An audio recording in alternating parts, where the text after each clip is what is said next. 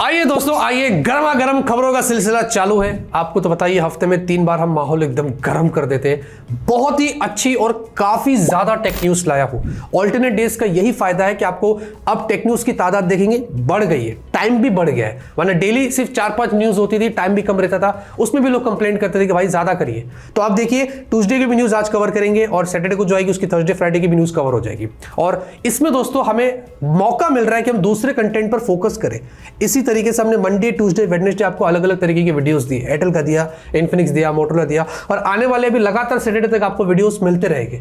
आपको अच्छा लगेगा तो ये देखिए, थोड़ा सपोर्ट करिए, हमें समझिए। हम कोशिश पूरी कर रहे हैं कि आगे चल के जैसे एडिटर होगा हम टेक न्यूज देंगे, बट ये भी बहुत अच्छा है, इसमें आपको टेक न्यूज ज्यादा मिल रही है। थोड़ा समझिए और मुझे बताइए कमेंट में कि आपको कैसा लग रहा है।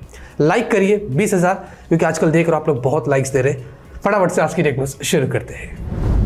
पहले कैमरे की शुरुआत करेंगे एप्पल से। बताया जा रहा है कि आईफोन 14, मैं सिर्फ आईफोन 14 की बात कर रहा हूं, ये इंडिया में इस साल जो है वो पहले से ही मेड इन इंडिया होने वाला है। जी हां, जबकि आईफोन 13 आया था वो पहले नहीं था, वो बाद में हुआ। जब लॉन्च हुआ था कुछ 80,000 की प्राइस थी, बाद में जब मेड इन इंडिया हुआ धीरे धीरे अब उसकी प्राइस देखो कुछ 69,000 के आसपास है। मतलब इससे थोड़ा सा ऐसा फायदा हो रहा है हमारा कि जब एप्पल इंडिया में प्रोडक्ट्स बना रहा है खुद के, तो प्राइसेस कहीं ना कहीं कम देखने को मिल रहे हैं, लेकिन काफी लेट हुआ था उसमें। अब आईफोन 14 में पहले से ही जो प्राइस होगी वो बोल रहे कि आईफोन 13 से थोड़ी कम होने वाली है, क्योंकि ये शुरू में ही मेड इन इंडिया होगा।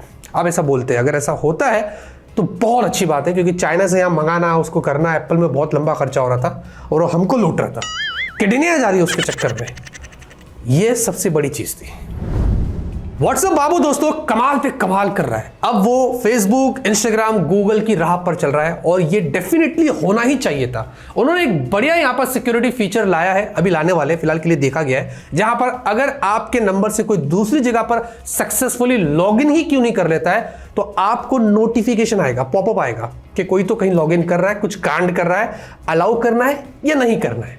ऐसे ही गूगल का पासवर्ड अगर किसी के पास चला जाता था, जीमेल का, तो आपको पॉपअप आता था कि कोई तो कुछ कांड कर दिया है, आपको यस करना है या नो करना है। तो इस तरीके से अब व्हाट्सएप में एक सिक्योरिटी मेजर लिया गया है, जो मुझे बहुत अच्छा लगा, ताकि आपकी गर्लफ्रेंड के पास आपका नंबर सब कुछ होने के बाद भी अगर वो लॉगिन कर लेती है तो आप इधर से नॉट अलाउ करना। हाँ, आपकी लाइफ नॉट अलाउ हो जाएगी वो बात अलग है, बट करना जरूरी है। Realme 9i 5G, Realme 9 series का एक और मेंबर यहां पर आ रहा है। ये आई थिंक 15,000 की रेंज का हो सकता है। 18 अगस्त को इंडिया में लॉन्च हो रहा है, लॉन्च डेट बाहर आ गई है। फर्स्ट लुक भी इसके ऑफिशियल हो गए। आप देखेंगे इस तरीके से ये फोन दिख रहा है, थोड़ा सा बॉक्सी स्टाइल लग रहा है हल्का सा, और साथ में side mounted fingerprint scanner, triple camera setup और Dimensity 810 इसमें 5G चिपसेट होगी।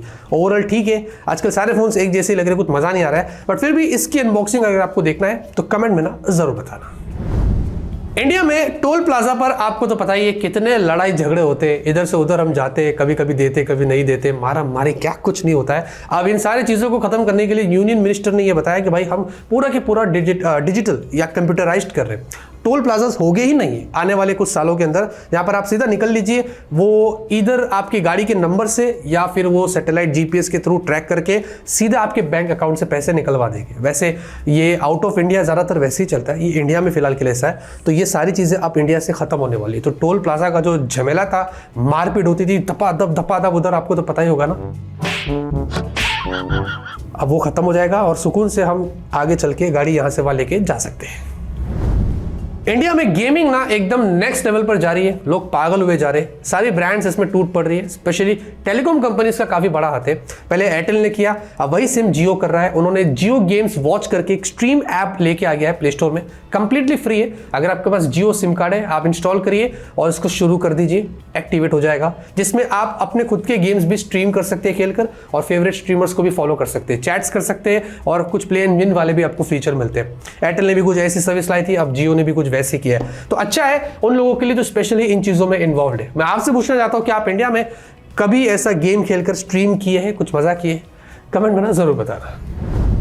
आज की सबसे बड़ी खबर की बात करें, वो आ रही है जियो, एयरटेल, वोडाफोन की तरफ से 5G आ रहा है, लेकिन उससे पहले सुन लीजिए क्या क्या हो रहा है। 2021-2022 के बीच एक साल के अंदर 5.5 करोड़ के आसपास लोगों ने इन टेलीकॉम कंपनीज के खिलाफ कंप्लेंट की है। ग्रीवियंस होता है ना, जो उनकी प्रॉब्लम्स होती है, सॉल्व भी नहीं करते और इश्यूज होते हैं, 5.5 करोड़ सिर्फ एक साल के अंदर। इसमें एयरटेल बाजी मार लिया, लगभग 3 करोड़ तो एयरटेल ही, मतलब 54% तो एयरटेल का योगदान है। वोडाफोन कुछ 2.25 करोड़ है और जियो कुछ 25 लाख है। वैसे BSNL MTNL भी है, 8, 10, 15 लाख कुछ उनका भी रहेगा। लेकिन सोचो दोस्तों, 5.5 करोड़ लोगों को कंप्लेंट्स है टेलीकॉम कंपनी से जो उन्होंने पिछले 1 साल में फाइल किया। मैं आपसे पूछना चाहता हूं, आपके पास कौन सा सिम कार्ड है?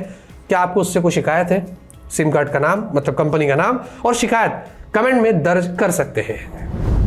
इंडिया में काफी बड़ी खबर आ रही है, चाइनीज फोन्स अंडर 12,000 रुपीज को बैन करने की बातें हो रही है। आपने बिल्कुल सही सुना, मतलब इन्फिनिक्स, टेक्नो, शाओमी, रियलमी और बहुत सारी जो कंपनीज है वो अब अंडर 12,000 रुपीज में इंडिया में फोन्स नहीं सोल्ड कर पाएगी। इसके चक्कर में डोमेस्टिक ब्रांड्स लावा, माइक्रोमैक्स, कार्बन, जियो को बूस्ट करने के लिए ये करने वाले हैं। मेरे ख्याल से एक बैड डिसीजन है, क्योंकि चाइनीज फोन्स ही थे उस प्राइस रेंज पर जो वैल्यू फॉर मनी होते थे।